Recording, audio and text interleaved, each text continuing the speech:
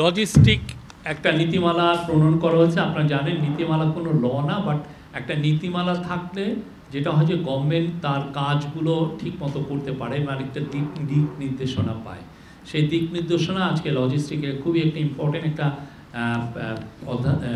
নীতিমালা এটা আজকে হয়েছে, এবং এর ফলে যেটা হবে যে বাংলাদেশে লজিস্টিক ইস্যুগুলো খুব দ্রুত এটা অ্যাড্রেস করা যাবে, এবং এর ফলে দেশের প্রাইভেট এবং পাবলিক সেক্টরে ইনভেস্টমেন্ট বাড়বে, ফরেন ডাইরেক্ট ইনভেস্টমেন্ট আসবে, এবং বাংলাদেশের যেগুলো এক্সপোর্ট যে কম্পিটিটিভনেস তার রাইভাল কান্ট্রিগুলোর তুলনায় আরও অনেক বেটার হবে।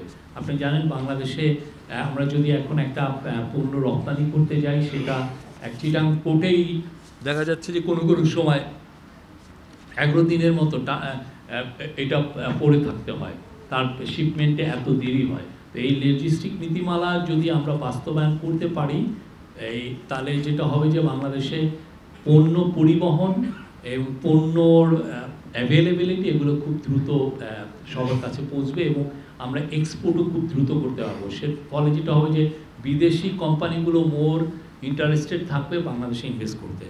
তো এটা 2024 সালে এরকম একটা নীতি করা হয়েছিল, কিন্তু দেখা যাচ্ছে যে ওইটাকে আবার রিঅ্যাসেস করে একটা সচিব কমিটি রিঅ্যাসেস করে দেখেছে যে এটা অনেক ইট ফেল শর্ট অফ এক্সপেকটেশন, এটার কিছুই এটা বেয়ার বোনস ছিল, এবং যেটা হয়েছে যে এটার পুরো 2-3 পৃষ্ঠা জুড়ে শেখ মুজিবের বন্দনা ছিল। এটা জুনে এটাকে চেঞ্জ করে এটা ট্রান্সপোর্ট এবং ব্রিজেস ডিভিশনের যে সচিব ছিলেন তৎকালীন এহসানুল হক, উনি এখন আমাদের জনপ্রশাসন সচিব, তার নেতৃত্বে একটি কমিটি গঠন করে, এবং কমিটি এই একটা ফাইনাল একটা ড্রাফট তৈরি করে। তো এইটা মূল ফোকাসটা হচ্ছে যে 2050 সালের মধ্যে আমাদের যে লজিস্টিক্যাল যে ইস্যুগুলো, আমরা ফোকাসটা থাকবে হচ্ছে মোর অন রেলওয়ে এবং নৌ পরিবহনের উপরে। আপনি জানেন বাংলাদেশের বিশাল পরিমাণ এখনও 3000-এর মতো কিলোমিটার ন্যাভিগেবল নৌ রুট আছে, এবং পরিবহন রেলও 3000 কিলোমিটার আছে, কিন্তু এটা আমরা ম্যাক্সিমাম ইউজ করতে পারি না। বিশেষ করে নৌয়ের ক্ষেত্রে দেখা যাচ্ছে যে 7 মাস আমাদের নদীগুলো খুব ভালো ন্যাভিগেবল থাকে, কিন্তু তারপর আমরা এটা ম্যাক্সিমাম ইউটিলাইজ করতে পারি না। এদের যাতে ম্যাক্সিমাম ইউটিলাইজেশন হয় সেই বিষয়ে এটা জোরদার করা হয়েছে।